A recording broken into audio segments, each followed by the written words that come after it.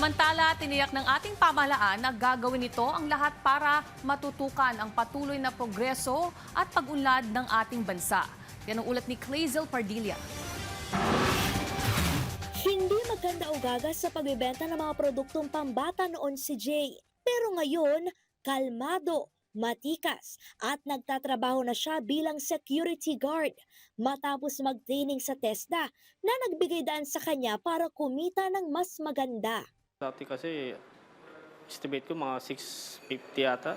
Yung sa guard naman ngayon, 12 hours, mga 1K. So malaking diferensya. Malaki. Sobra.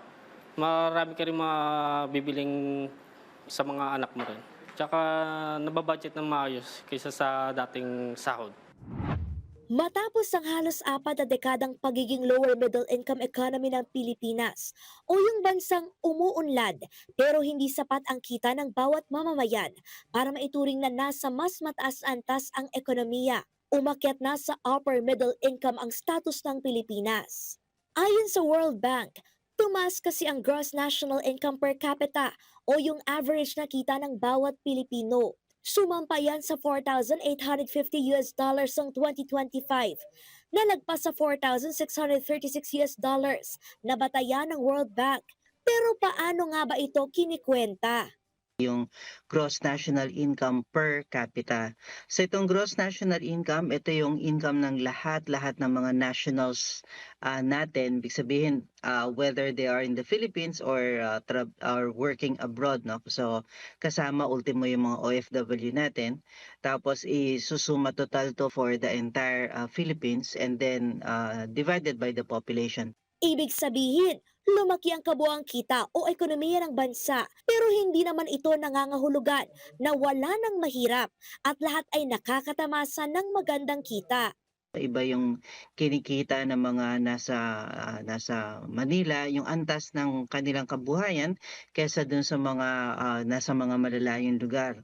Kaya importante yung investments natin on physical capital dito kasi yun ang magbibigay ng opportunity sa kanila.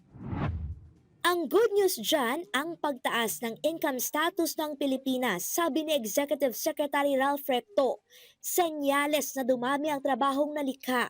Lumaki ang kita ng ilan nating mga kababayan at refleksyon na tama ang mga polisiyang ipinatutupad ng administrasyon.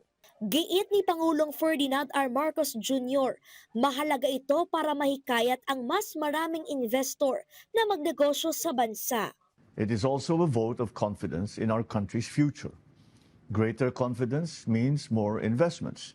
More investments means more businesses, better quality jobs, and more opportunities for Filipino families.